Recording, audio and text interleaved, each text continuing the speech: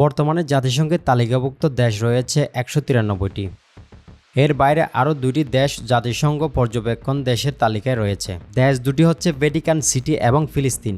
এই ১৯৫টি দেশের মধ্যে মুসলিম দেশ রয়েছে ৫৭টি।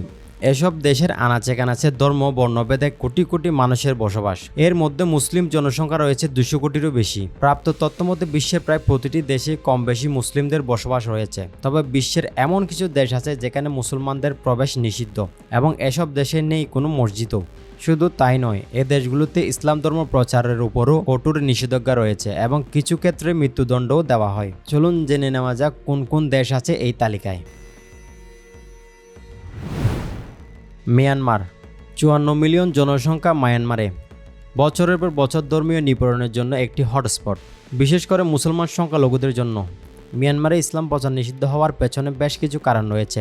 প্রধানত দেশটির রাজনৈতিক ও সামাজিক পরিস্থিতি এবং ধর্মীয় সহিংসতা এর পেছনে ভূমিকা পালন করে।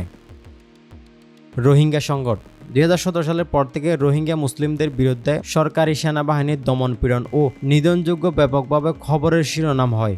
এই ঘটনার পর মায়ানমারের মুসলিম সম্প্রদায়ের প্রতি দেশের সরকারের কঠোর মনোভাব দেখা যায়। মিয়ানমারের রোহিঙ্গারা মুসলিমদের উপর নির্যাতন এবং তাদের নাগরিকত্ব অস্বীকার করা হয়েছে। এছাড়াও দেশটির বৌদ্ধ সংখ্যাগরিষ্ঠ জনগোষ্ঠীর মধ্যে মুসলিমদের প্রতি বিদ্বেষ এবং ধর্মীয় সহিংসতা রয়েছে। এই পরিস্থিতির ফলে মিয়ানমারে ইসলাম প্রচার কঠোরভাবে নিয়ন্ত্রিত এবং অনেক ক্ষেত্রে নিষিদ্ধ করা হয়েছে। এটি একটি জটিল এবং সংবেদনশীল বিষয় যা মানবাধিকার লঙ্ঘনের কারণ হতে পারে এবং আন্তর্জাতিক সম্প্রদায়ের সমালোচনার ঝড় উঠেছে। ভ্যাটিকান সিটি, ভ্যাটিকান সিটি হল রোমান ক্যাথলিক চার্চের কেন্দ্রস্থল এবং এটি একটি স্বাধীন রাষ্ট্র।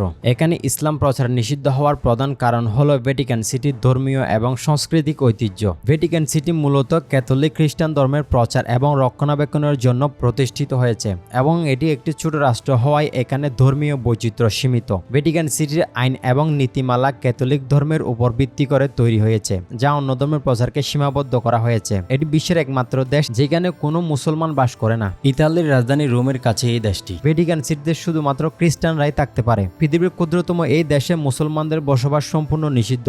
এর মোট জনসংখ্যা প্রায় ৮০০ এবং এটি একটি সম্পূর্ণরূপে ধর্মীয় স্থান। উত্তর কোরিয়া, উত্তর কোরিয়ায় ইসলাম প্রচার নিষিদ্ধ হওয়ার প্রধান কারণ হল দেশটির কঠোর রাজনৈতিক নিয়ন্ত্রণ এবং ধর্মীয় স্বাধীনতার অভাব।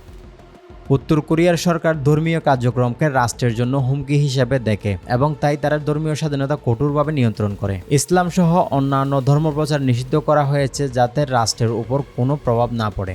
এছাড়াও উত্তর কোরিয়ার সরকার ধর্মীয় কার্যক্রমকে বিদেশি প্রভাব হিসেবে দেখে এবং তাই তারা ধর্মীয় স্বাধীনতা কঠোরভাবে নিয়ন্ত্রণ করে।